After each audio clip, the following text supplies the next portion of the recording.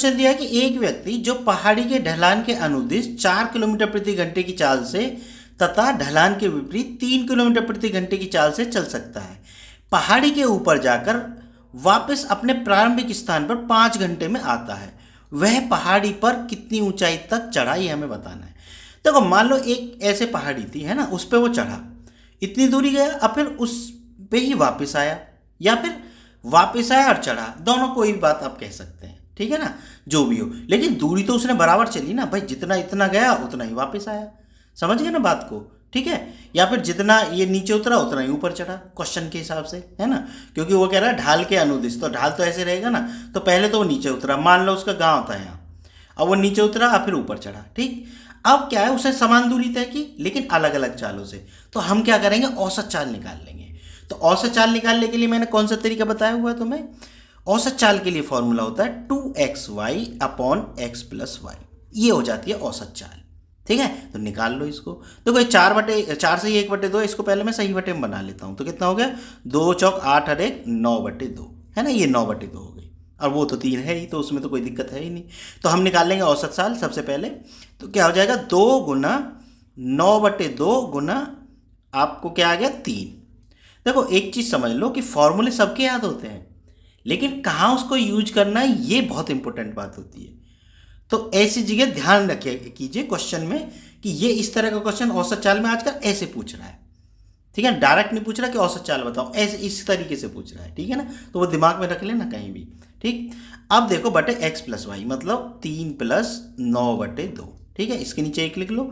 अब इसको कैलकुलेट कर लो भाई जरा, 2 से 2 कट गया तो कितना आ गया, 9 गुना 3 बटे इसके 1 लिख लो, क्योंकि मैं बताऊंगा क्यों ऐसा कह रहा हूँ कि 2 तिया 6 और 9 कितने हो गए, ये हो गया 15/2। जोड़ना आता है ना भिन्न, जिनको नहीं आता वो ध्यान से देख लें, जिनको आता है वो वीडियो स्किप कर दें। 2 और 2 तिया 6 प्लस 9 एकम 9, क्योंकि 2 का 2 में भाग दिया, एक बार गया, 1 निम्मा 9, क्योंकि 1 और 2 का एलसीएम भाई 2 आता है, ठीक है ना, तो इसलिए 6 और 9 15 मैंने डायरेक्ट लिख दिए थे, ठीक। अब ऐसा करो 2 की तो इसमें गुना कर दो और 15 की हो जाएगी इसमें, इसलिए मैं कह रहा था कि इसके बटे 1 लिख लेना, ठीक है। अब आगे चलते हैं भाई नेक्स्ट स्टेप पे।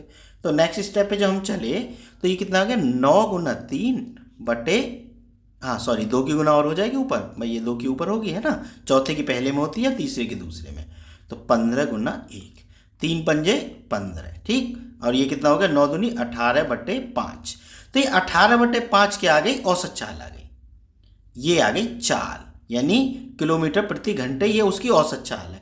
अब वो कितनी चाल चला, वो कितनी दूरी चला, वो सॉरी कितने टाइम लगाया उसने, 5 घंटे लगाए जाने में और आने में, है ना, उसने कुल 5 घंटे लगाए, और औसत चाल कितनी थी, दूरी बराबर क्या होती है पहले तो ये बताओ मुझे, दूरी बराबर होती है चाल गुना समय।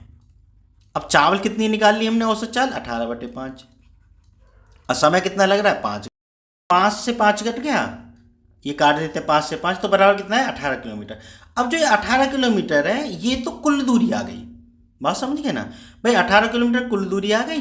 तो अब दोनों तरफ किया, ये तो इधर से भी गया इधर से भी गया, कुल दूरी निकाली है नहीं हमने, क्योंकि 5 घंटे आने जाने में लग रहे थे उसको, तो भाई दूरी कितनी आ जाएगी, केवल पहाड़ी की ऊंचाई कितनी आ जाएगी, 2 का भाग कर दो, है ना, तो 2 नाम 18 यानी 9 किलोमीटर आ जाएगी, 9 किलोमीटर, 9 किलोमीटर कहीं ऑप्शन में है, ये रहा, ठीक है बच्चों, तो यही हमारा आंसर होगा। बात समझ में आ गई होगी। अगर वीडियो पसंद आई हो तो चैनल को सब्सक्राइब जरूर कर लेना। मिलते हैं फिर नेक्स्ट वीडियो में।